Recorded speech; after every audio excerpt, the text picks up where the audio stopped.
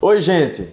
A gente veio aqui fazer um bate-papo com o Dr. Talvani Sobreira, esse cara que é um AIS na odontologia, cirurgião bucomaxilofacial, e eu tinha essa necessidade de fazer com que as nossas conversas virassem um podcast, algo que fosse gravado para o pessoal ver, para ficar para a posteridade, porque merece.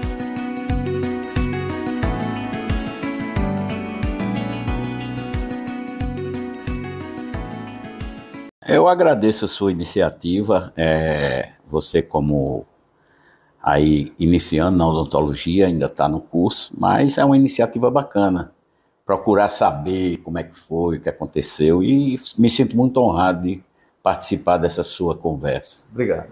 Dr. Talvani é doutor honoris causa pela Universidade do Peru, né, doutor? De Huánuco, no Peru.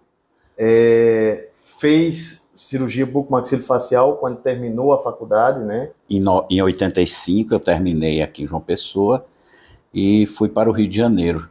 Sim.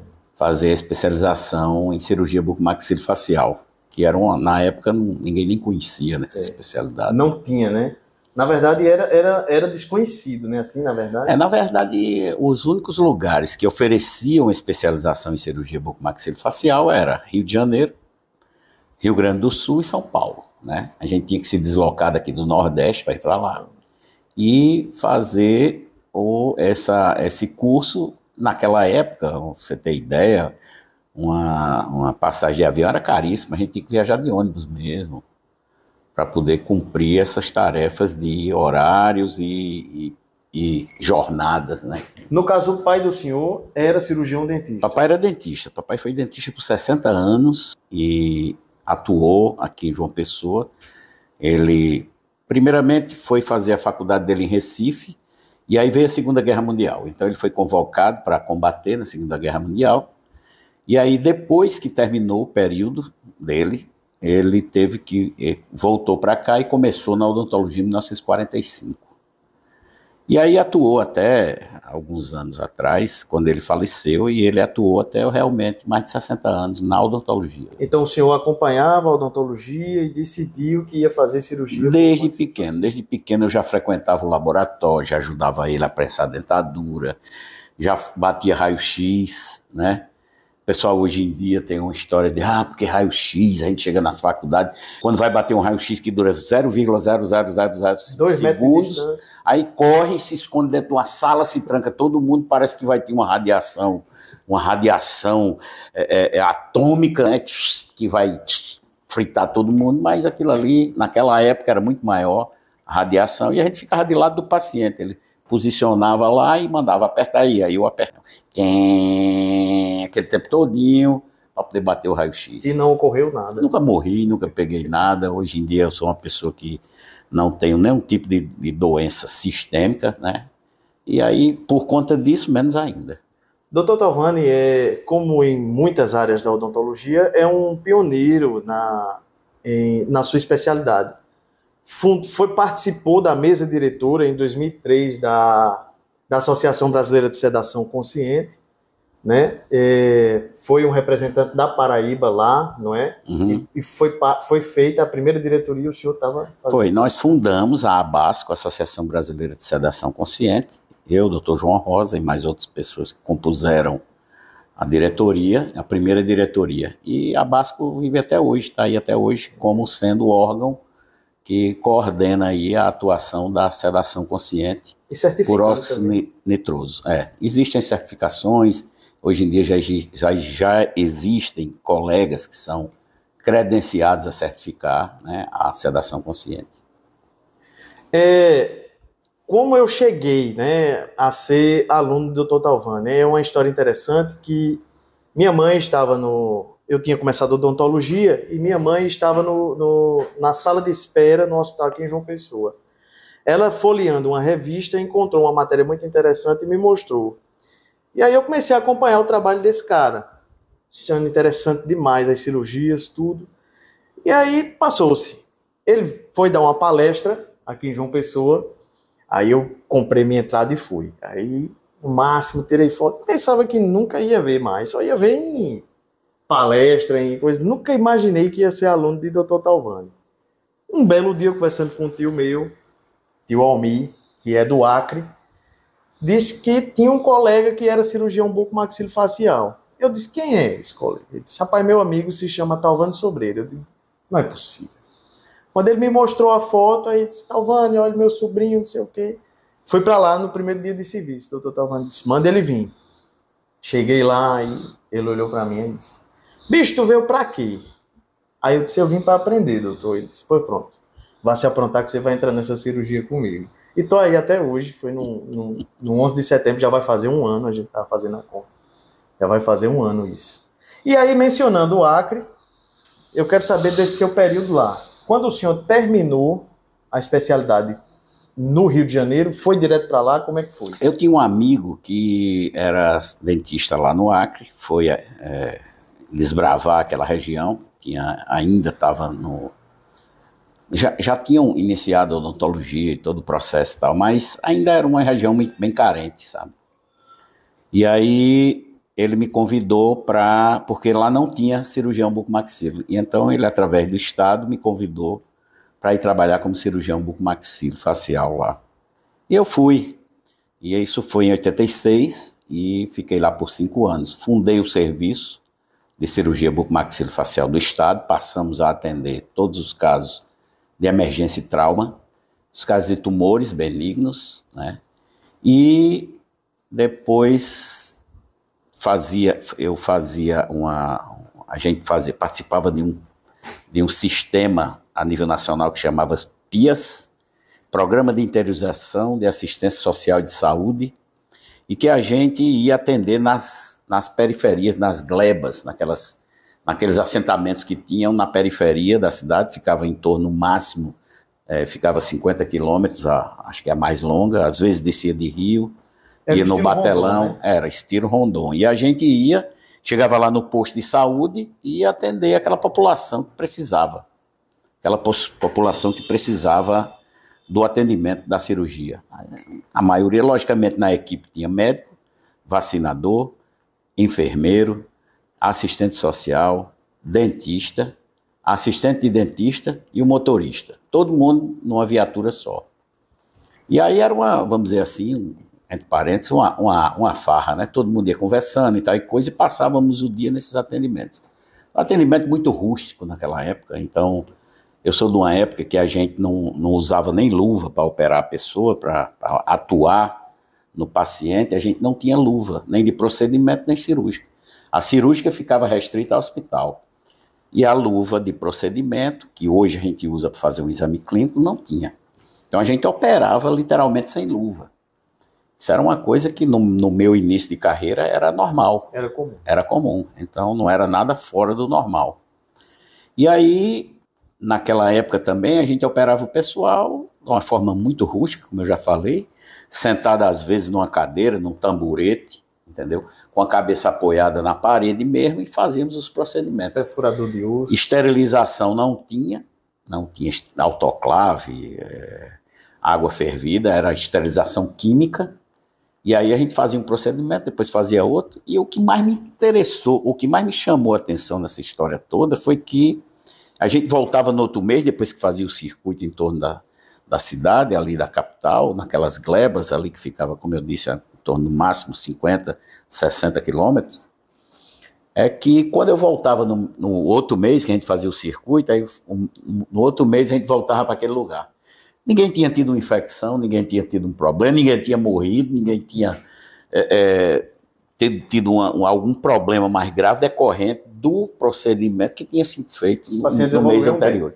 Evoluía muito bem. Para você ter uma ideia, aquilo ali nunca me saiu da cabeça, porque era uma coisa impressionante. Como a gente tratava as pessoas, logicamente não é só a boa vontade que você tem de tratar as pessoas, mas praticamente é um milagre, né? Você fazer todos aqueles procedimentos invasivos, extrações de dentes, às vezes usando cisão e martelo para poder tirar um resto de raiz, e fazíamos aqueles procedimentos e o pessoal ficava bem, no outro mês ia lá para tirar outros dentes, né?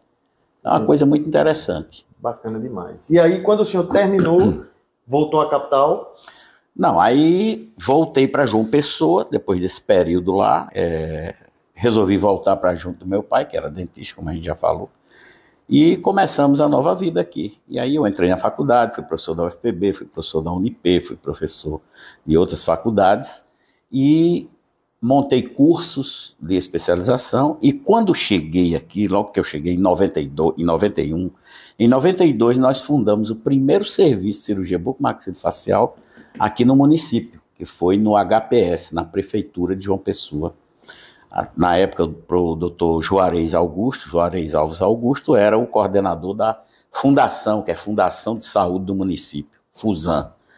E aí eu conversei com ele, um colega meu, James Oliveira, e fomos conversar com ele, e ele disponibilizou para a gente uma sala, isso eu já era concursado da Prefeitura, disponibilizou uma sala para a gente atender no hospital HPS, onde hoje é a sede da Secretaria de Saúde do município. Então, disponibilizou-nos uma sala. Na Júlia Freire, né?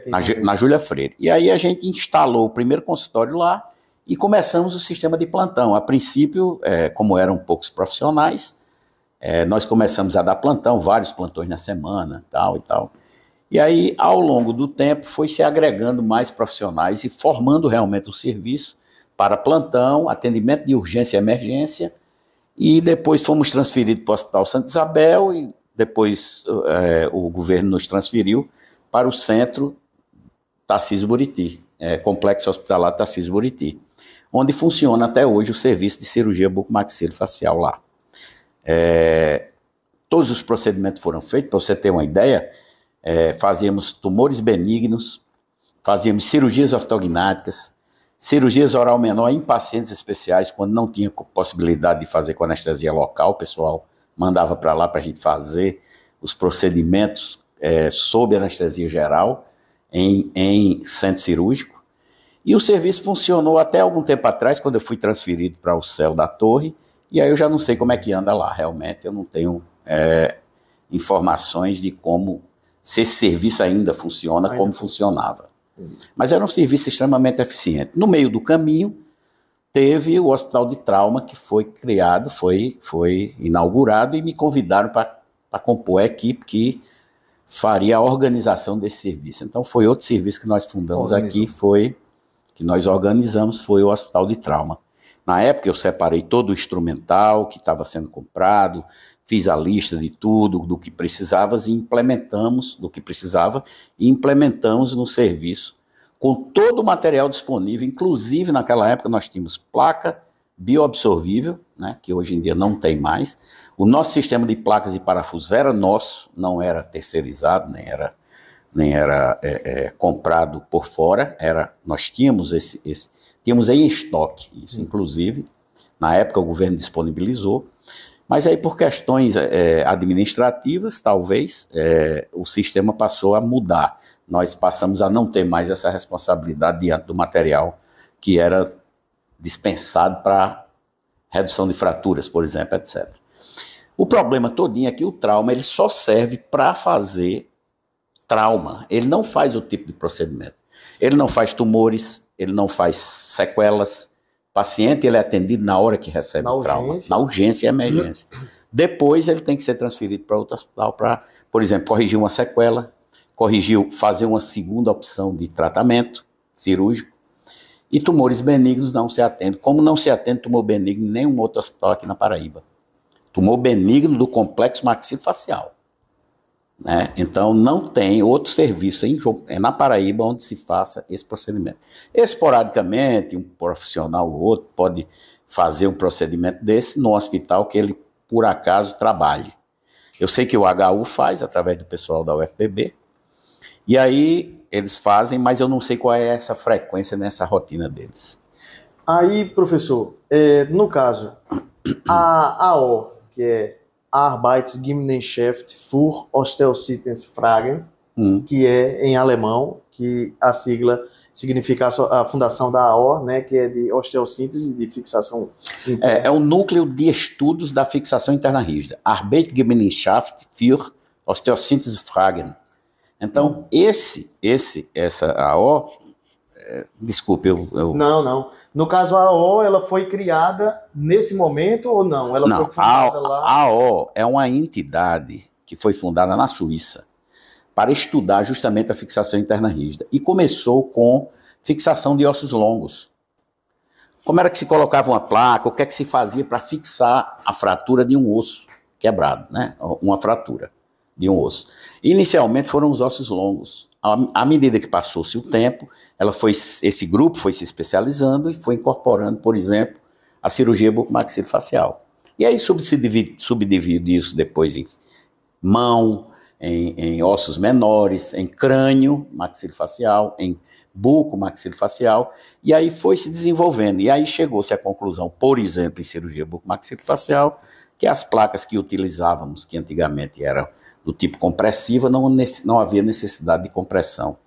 E aí passou-se a usar a mini placa como forma de fixação interna dessas fraturas.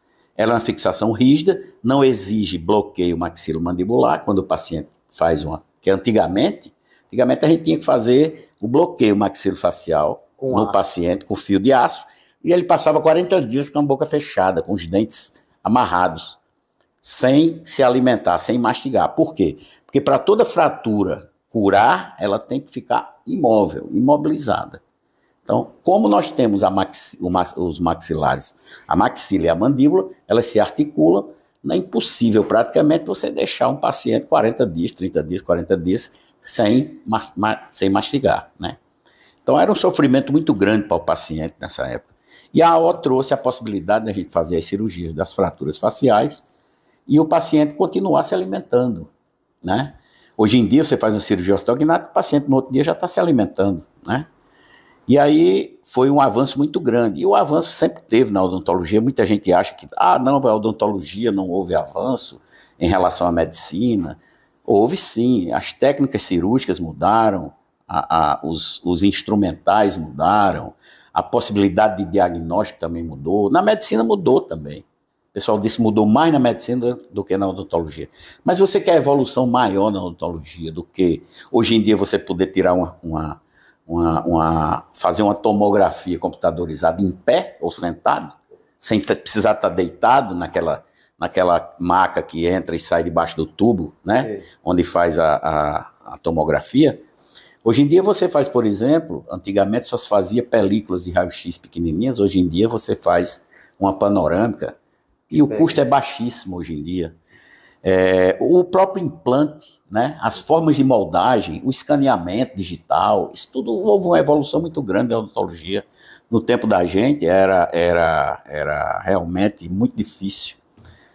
Hoje em dia as técnicas vão eliminar praticamente a moldagem, né, aquele material incômodo que você bota na boca. Hoje em dia já tem os escaneamentos, o planejamento digital, você já pode prever como é que o paciente vai ficar, você já pode escolher cor de dente, fazer como a estética vai ficar. Então você já consegue ver como esse paciente, depois de operado, por exemplo, de uma cirurgia ortognática, quando a gente movimenta os maxilares, reposiciona esse osso, onde a gente quebra tudo e bota nos devidos lugares, o paciente, você já tem a possibilidade de ver como é que ele vai ficar depois da cirurgia. Toda cirurgia ortognática é necessário ser feito um tratamento ortodôntico prévio ou não? Sim. O tratamento ortodôntico ele é mandatório na cirurgia ortognática. Agora, ele pode ser feito antes da cirurgia ou após a cirurgia. Então, você tem a possibilidade de fazer a cirurgia antes e o tratamento ortodôntico depois. Chama-se benefício antecipado. E você pode, naturalmente, a maioria dos casos, fazer a ortodontia antes, porque os dentes têm que se encaixar. Quando os dentes não se encaixam, quando você movimenta esses segmentos e eles não se encaixam, você tem que corrigir os locais onde não está encaixando antes da cirurgia. Porque na hora da cirurgia tem que estar tudo encaixado. Então, esse é o probleminha daí. Aí, no caso, e o implante dentário, como o senhor bem falou, um avanço muito grande para a odontologia, que é a osteointegração de um aço no osso. De um metal, né? Metal. Aço não, de um metal. Para mim, isso é uma coisa de, até se você olhar direitinho, é uma coisa até, hoje em dia, como está na moda aí, depois do 3i Atlas, né? Tá chegando aí, a gente tem uma coisa de, praticamente de ET. Porque como é que pode um metal se integrar no osso e prender e o organismo reconhecer esse metal como sendo um organismo biológico? É interessantíssimo isso. Essa descoberta feita pelo professor Igmar Brandemark, ele estudava na Suíça, mas ele é sueco, e aí ele estava fazendo uma pesquisa em ossos de coelhos e descobriu que o titânio era osteointegrável. Ele se osteointegrava ao osso. E ele ficava numa dureza tão grande que você não removia mais. Como se remove um dente, você não remove um implante. A não ser que ele tenha uma doença chamada periimplantite. Então, o que acontece? Com essa descoberta, houve uma revolução enorme na odontologia. Porque você foi capaz de repor um dente que foi perdido, ou vários dentes, através de uma raiz artificial que é colocada no osso, e o organismo reconhece esse metal como sendo dele, e você em cima dele pode botar as próteses, os dentes, a prótese, reabilitando o paciente. Porque muita gente pensa que, porque meu dente não dói, o dente está todo estragado, careado, mas não dói. O dente pode não doer, mas a doença está lá.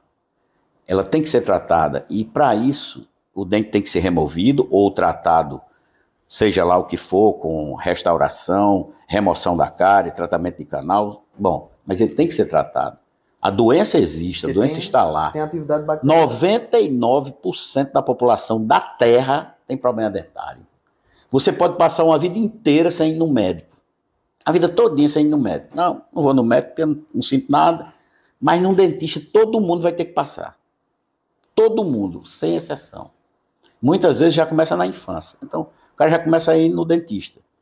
Então, vou dizer novamente. Você pode passar a vida inteira sem ir no médico.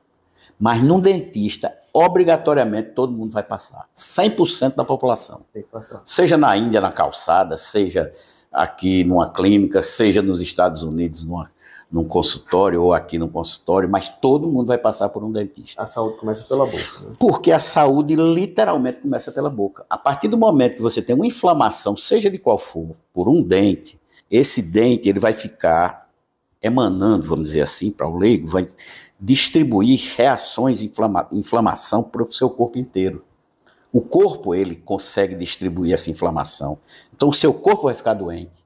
Se você fizer um determinado exame de sangue, você vai ver que a presença da inflamação está ali, circulando no seu organismo. Muitas vezes é de origem dentária. Agora mesmo passou um paciente que, aí nas redes sociais, não, porque eu fiz um tratamento, parece que até um cirurgião plástico, e a bactéria foi para a cabeça e tal. Exatamente, o cara tem um problema, uma doença, porque ninguém faz a regularidade de visitar um dentista uma vez a cada 6 meses ou a cada ano, pelo menos.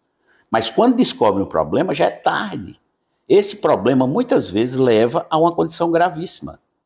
Muita gente já morreu de infecções dentárias, já teve abscessos cerebrais por conta de dentes, abscessos mediastinais por conta de dentes, fasciites necrosantes, onde a pessoa perde praticamente a pele devido à infiltração da infecção nos espaços parafaringeanos, submandibulares, torácicos, ou seja, nas fáscias ali entre os músculos e a pele, ou entre os músculos, e que se tornam focos de infecções secundárias ou associadas, entendeu? Isso é muito grave, muita gente acha, mas o dente eu acho que mata mais do que o tipo de doença no ser humano. Por quê? Porque a partir do momento que a comida é mal digerida, ela é mal mastigada, e com a enorme população desdentada que tem no Brasil, a comida não é bem absorvida, triturada. Para a comida ser bem triturada, ela vai descer para o estômago e vai ser bem absorvida. Por quê? Ela já entrou triturada. O objetivo da mastigação é triturar o alimento, é fazer com que ele chegue lá embaixo, o máximo possível triturado. A digestão já começa pela... Então a digestão, ela vai ter ácidos, enzimas, tudo agindo em cima daquele bolo que foi deglutido, e ela vai começar o processo de absorção e eliminação. Existe a parte que é eliminada e a parte que é absorvida. A partir desse momento, o organismo vai selecionar o que é necessário para ele. O que não for necessário, ele elimina. Então, aí onde está. Quando você digere mal o alimento, ele vai sofrer muito mais para poder digerir aquele alimento que foi ingerido, ou seja, ele vai fazer muito mais força, vamos dizer assim, para poder digerir aquele alimento do que um que já foi previamente processado. Então, o que acontece? Isso aí vai haver um esforço do organismo para poder digerir isso. São ácidos a mais, são enzimas a mais para digerir isso, são todo um processo que vai fazer esse tratamento, ele vai exigir um esforço maior. Isso vai gerar o quê? Hipertensão, diabetes, uma série de problemas renais, uma série de problemas sistêmicos devido a apenas um problema, a mastigação. Se você não tem dente, você não mastiga direito. Se você tem uma prótese mal adaptada, você não mastiga direito.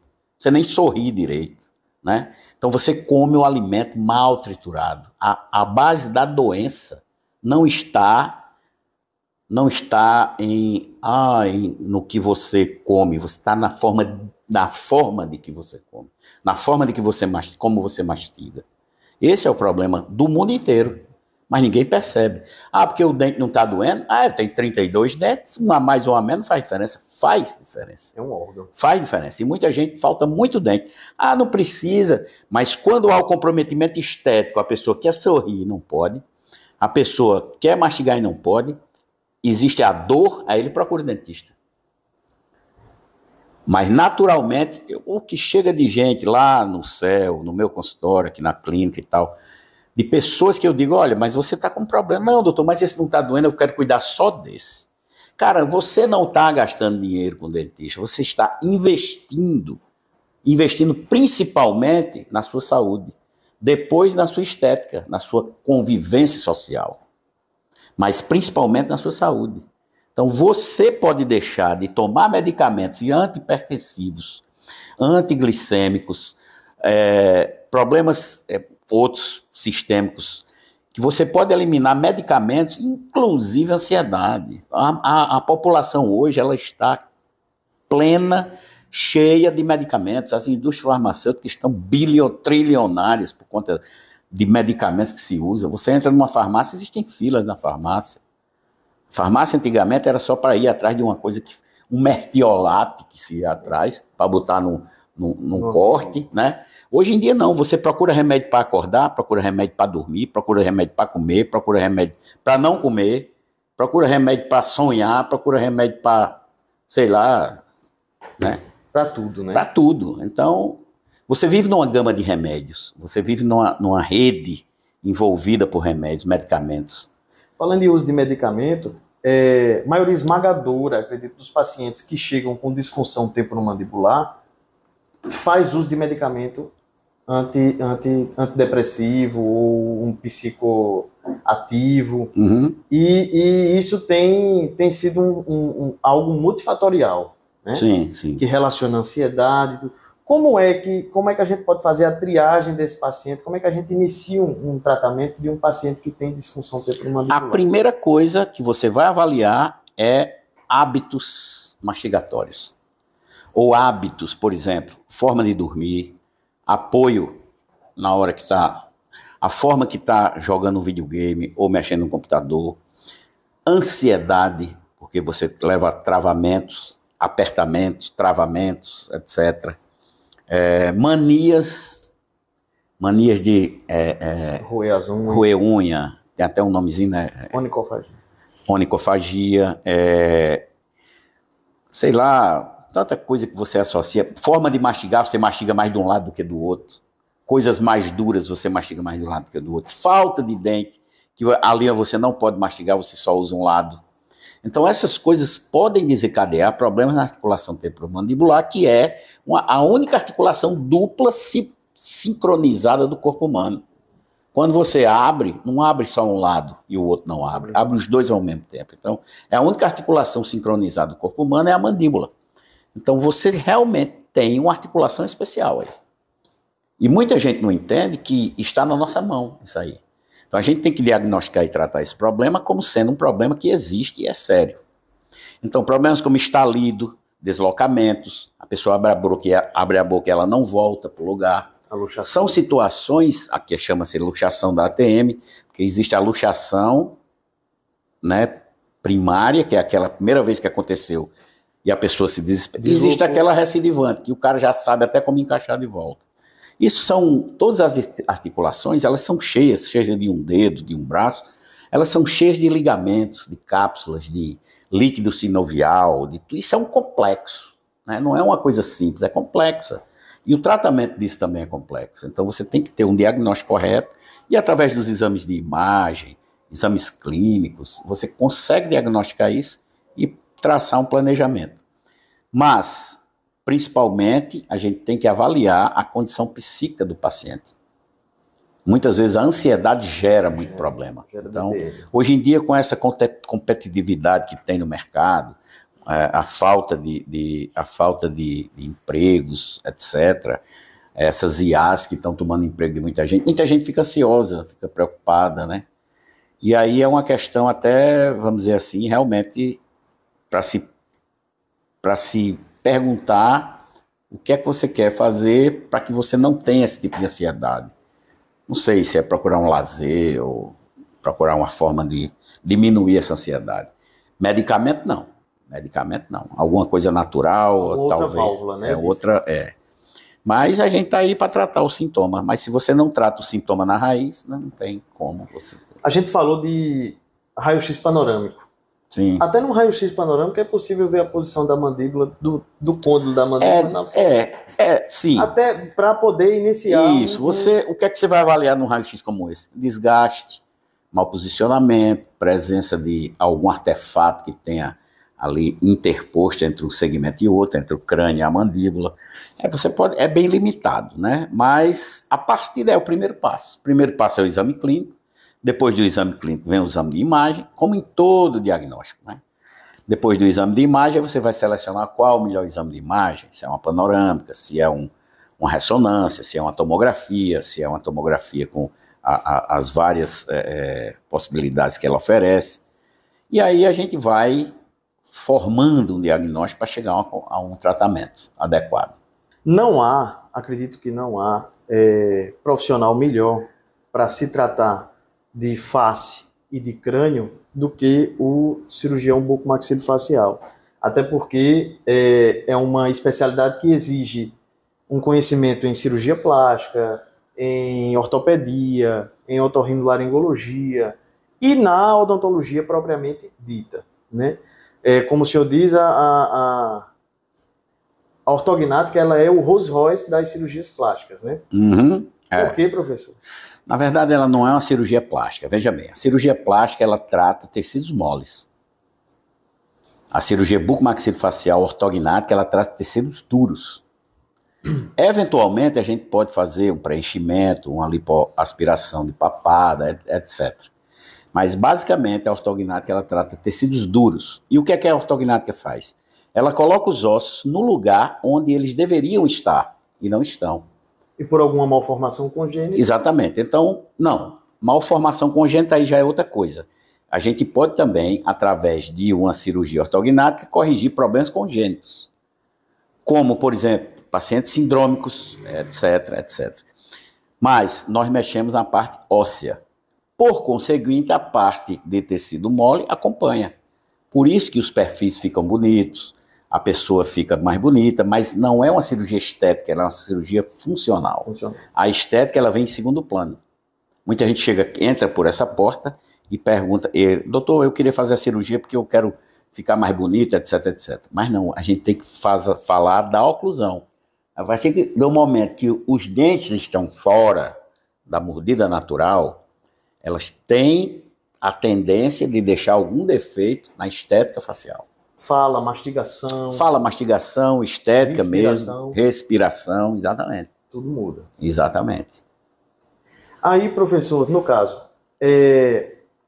com essa mudança, esses avanços nas cirurgias estéticas, a gente tem a blefarectomia, a rinoplastia, a blefaroplastia. A lipo de papada, sim. Aplicação de toxina botulínica. Sim, aí são procedimentos que foram aparecendo com o tempo, né? Foram se incorporando em associação. Então você pode associar a cirurgia ortognática com as possibilidades da harmonização. com as cirurgias estéticas de tecido mole, no caso, né? Aí, professor, o que é que o senhor acha dessa adequação? Todo cirurgião dentista deve fazer? Todo cirurgião dentista é hábil para fazer esse tipo de procedimento? Davi, na verdade, existem duas especialidades distintas. A harmonização orofacial, que cuida desse tipo de problema. Já é uma especialidade. Que já é uma especialidade. Você, através da toxina botulínica, preenchimentos com determinados materiais, fios que proporcionam o esticamento da pele, lifting, né? O lift, remoção de excessos de pele, como a blefaroplastia, a lipo de papada, são procedimentos que estão dentro do rol da harmonização orofacial. O cirurgião bucomaxilofacial, ele tem suas áreas de atuação, que é mais profunda. Você já mexe em osso, você já mexe você já tem uma gama de procedimentos mais, vamos dizer, invasivos. Logicamente, quem faz a especialidade de harmonização orofacial não pode fazer a de bucomaxilofacial, existem os limites. Mas o bucomaxilofacial, como sendo cirurgião, especialista, ele pode atuar na área de harmonização facial. Porque você vai estar injetando, você vai estar fazendo procedimentos que são inerentes à cirurgia. É como um implante. O cirurgião bucomaxilofacial, ele faz implante porque ele é, vamos dizer assim, autorizado, ou ele é apto a fazer o procedimento cirúrgico do implante. Porque é um procedimento cirúrgico. Então, a partir do momento que você é cirurgião bucomaxilofacial, você faz esse tipo de procedimento. Já os outros, por exemplo, o implantodontista, que não é bucomaxilo, ele não pode fazer um ortognático. Ele fica limitado ao implante. O harmonizador orofacial, ele não pode fazer uma cirurgia ortognática, entendeu? Ele fica restrito à sua área de atuação. Certo. E no caso, todo implante precisa de enxerto? Não, de jeito nenhum. Ou não é essa complicação? Não, de jeito nenhum. O enxerto, ele só é indicado estritamente quando há uma deficiência óssea. Por quê? O implante, ele tem que ficar dentro do osso. Se ele não ficar revestido 100% de osso, ele vai ficar uma deficiência para poder haver a osteointegração, que é essa harmonia entre osso e metal, certo?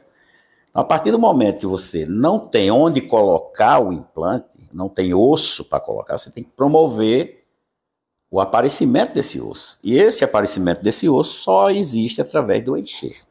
Existem vários tipos de enxertos, halógenos, xenógenos, homógenos, então, que você vai fazer com que apareça esse osso, vamos dizer assim, que seja criado mais osso. Para neoformar osso. Para uma nova formação óssea, onde você possa ter osso suficiente para colocar seu implante.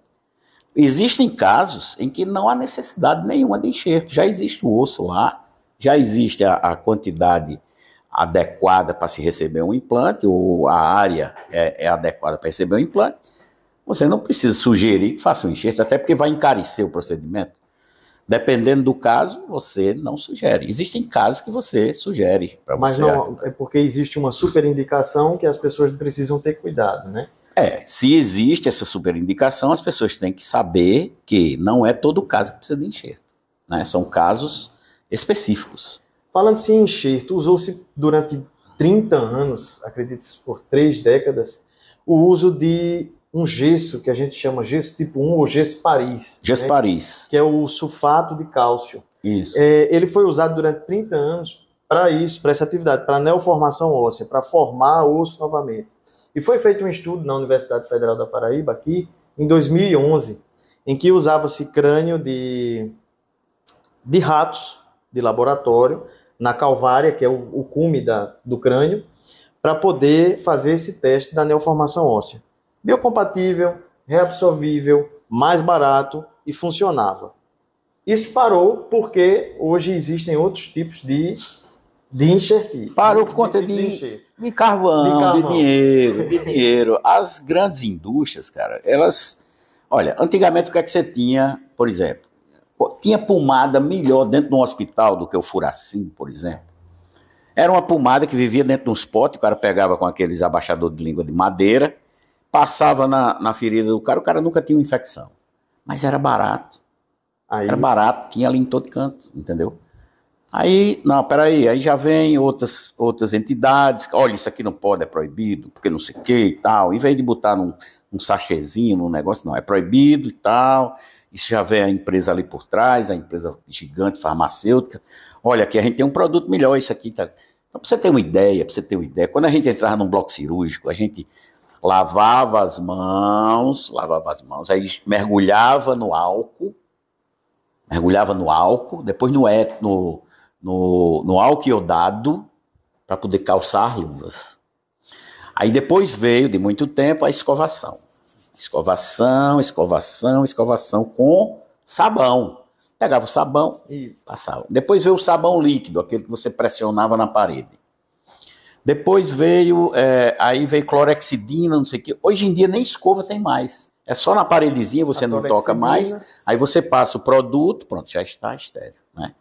Então, existe essa evolução de coisas, mas, logicamente, tem a tecnologia envolvida, mas tem também a parte de custo, a parte de investimento de empresas para facilitar a vida do ser humano. Então, a mesma forma foi o gesso. O gesso, existiu o gesso Paris, que a gente, por exemplo, tirava uma lesão como um ameloblastoma, deixava a cavidade lá, ou um cisto grande, e você preenchia com esse gesso já previamente esterilizado. A gente manipulava, fazia as bolinhas, esterilizava no autoclave. Autoclave só tinha em hospital, né?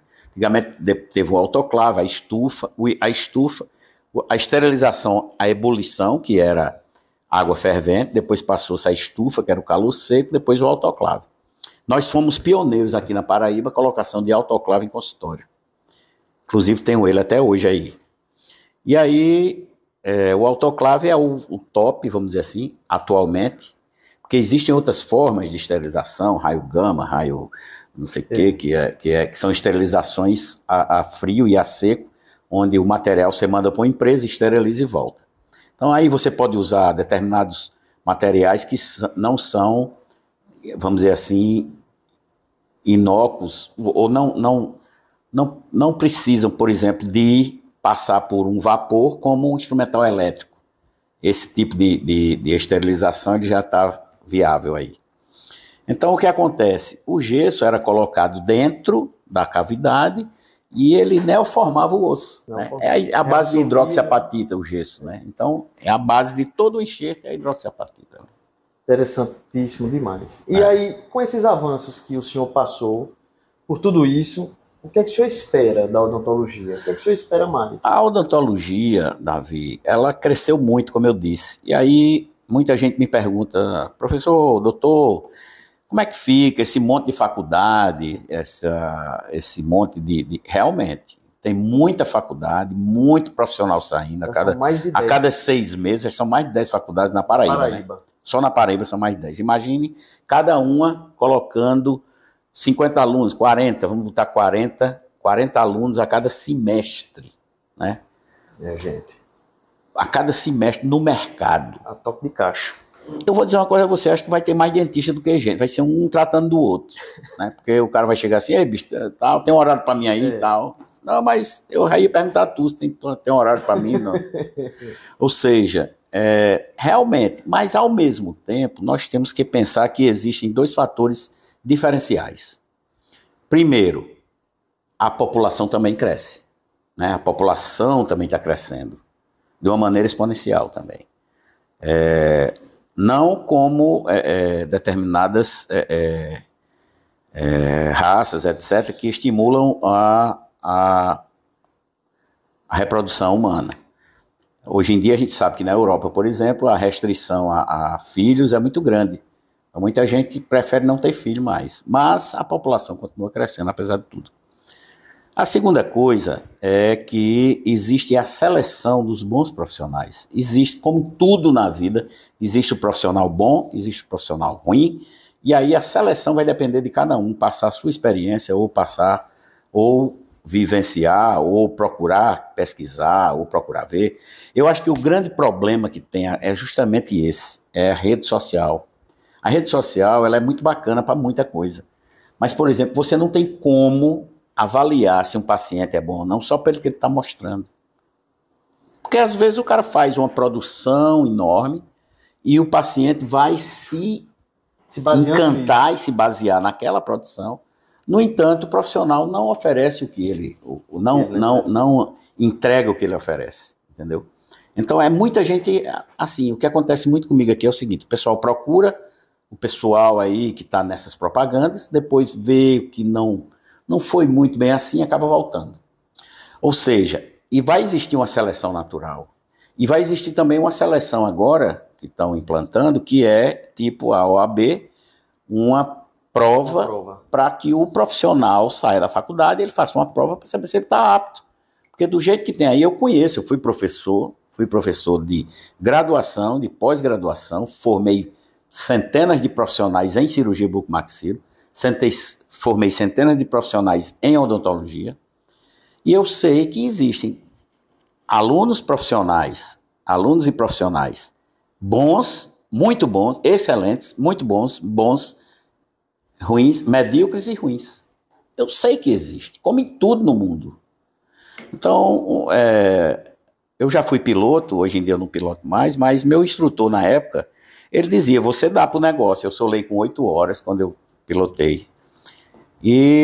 Mas meu instrutor dizia, existem alunos aqui que chegam aqui, eu digo logo, bicho, procura outra coisa para fazer, não dá para você fazer. Então, existem profissionais que realmente dá vontade de você dizer, mas o cara já investiu tanto que você fica meio assim, diz, então procura tal especialidade e tal, né? Porque existem especialidades que a pessoa não dá certo. Como em toda a área, né? Existem profissionais e profissionais. Então, a tecnologia está aliada ao profissional, a tecnologia, como eu já falei, moldagem, escaneamento, previsão, predictibilidade de casos, predictibilidade de resultados, né? Mas existe também essa parte que não é muito legal aí, principalmente de ser honesto. Acho que você tem que oferecer o que você é capaz de oferecer.